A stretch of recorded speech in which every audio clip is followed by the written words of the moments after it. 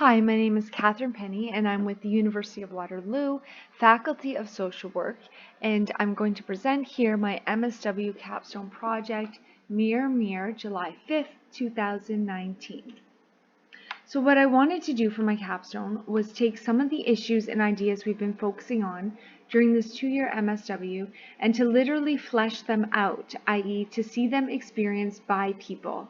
And so the way I went about doing this was through story.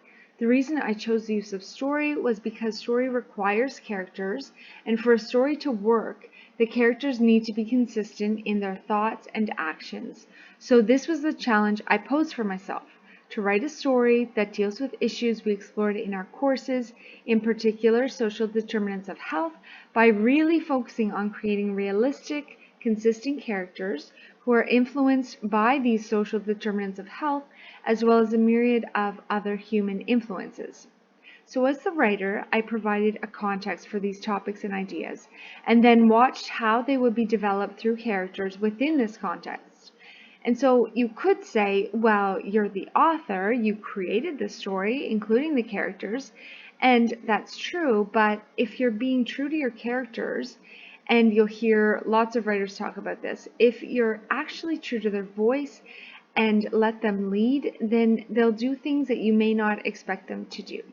If you stay consistent with their thoughts and motivations, you'll find they actually surprise you as they interact with other characters, circumstances, and even with their own thinking. From a social work perspective, I had to think of my characters as persons with the right to self-determination. Actually, while writing this story, I often thought of how this character-centered method really mirrors the person-centered approach.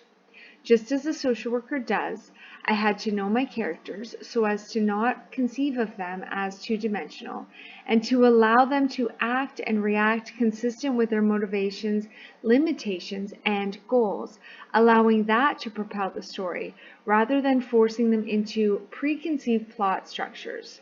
This idea continued to stand out to me as being strongly connected to social work values. The top-down approach to characters often causes a story to break down because the characters start to feel like puppets rather than living people with authentic voices and consistent motivations.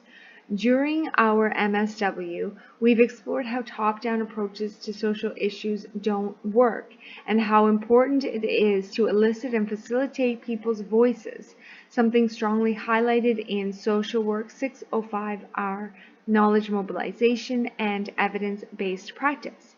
It's exactly the same as a writer with character voice.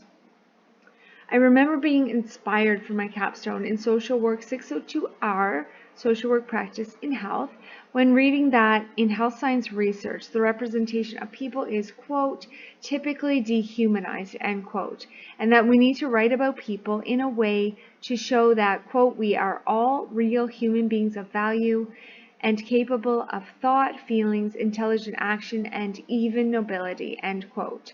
So I strove in my writing for characterization that countered dehumanization. I tried to relate to my characters as a frontline social worker, to learn who these characters are, their greatest ambitions, biggest fears, to become familiar with their motives, their thoughts and desires. In my practice, it's essential to gain this knowledge to help facilitate change. If I don't, not much progress is made since what I propose or think would be best really doesn't fit. There needs to be synergy, and it's the same way in the writing process. You need to dig down deep and not be satisfied with the tip of the iceberg. We're all familiar with this image of the iceberg. The tip is visible, but the iceberg, that's actually massive, continues beneath the water, making it invisible. In story, we have to understand each character as an iceberg, just as we understand that each human person is. In the real world, or even through story, you might see a person's actions, but you don't see all the influences beneath the surface, i.e., their thoughts, motives, history, etc. Thinking back to Social Work 600R, Diversity and Health, we learned that health isn't one sphere of a person's life. If we really talk about what influences a person's health, it's the whole experience of a person. We don't have to take a disease narrative, think back to social work practice in health, and translate it into fiction to create a story about health, such as a story about a life-threatening diagnosis. Realistically, it doesn't matter what book or what genre, you're going to see social determinants of health in all of them. As for my novel, the overarching theme is identity. The social determinants of health explored or touched upon are adoption, sickness and disease, mental health, Indigenous identity, income, employment, immigrant status, family, and social support. While someone may think this sounds like too many and that I should have really just focused on one, social determinants of health don't come in ones. If you look at a real person's life, perhaps someone on your caseload, and start writing down all the social determinants of health this one person has, you're not going to just write down one or two and leave it at that. Rather, the more I do this work, the more I see that that's an inadequate approach. It's simply unrealistic. So why this capstone? Well, I love stories. I love seeing the big picture as it organically plays out. But I also love the intimate glimpse of deep thoughts and feelings, especially seen through characters. And I'm not a person who organizes my thoughts in conversation or on the fly. I process ideas best through writing by giving them a form so that then I can tinker with them. Writing for me is a way to take articles, case studies, ideas, and experiences and to allow them to interact with one another organically and sometimes, usually, messily, particularly in my fiction writing.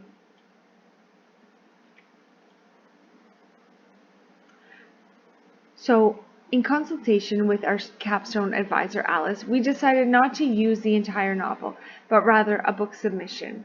First, because it's simply too long at 70,000 plus words, and second, because the themes are not as obvious as in a submission package. So why a submission package? Well, it provides a snapshot of the whole story, of the particular characters, themes, and tensions, of the resolution of the story tensions, and of the writing itself. So what's in the package? If you look at the attachments, you'll see the following. 1, a query letter, 2, a synopsis, and 3, a sample letter, all of which I invite you to peruse at your leisure. So for fun, actually, I added some multimedia, a book trailer, and I also created a book cover. So as we wind down, I'd like to offer a quick social determinants of health synopsis of the book. This novel is about identity. The main character, Sophie, is cast in the starring role of the school play about a young Indigenous female who is adopted, and we see this strongly resonating with her. Cultural identity also plays a large role in the book. Quite quickly in the story, Sophie learns that, like the character in the play, she is adopted and her self-identity is challenged, and so begins an intricate web of lies, which is another big theme. We find out that her adoptive parents have tried to tell her multiple times, but that she immediately dissociates. And that it's not until this play and a big blow up at school that she is able to finally hear that she is adopted.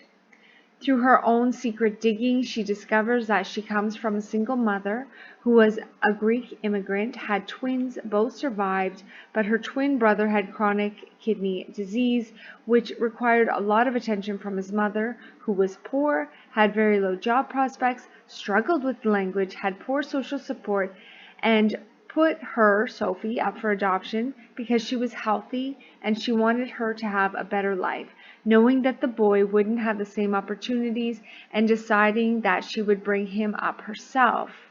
In the end, she finds her twin brother and learns the real reason for her adoption, which had nothing to do with rejection. The final reunion becomes transformative for all of them, first family and forever family. So finally, I made a book trailer that I would like to share with you now.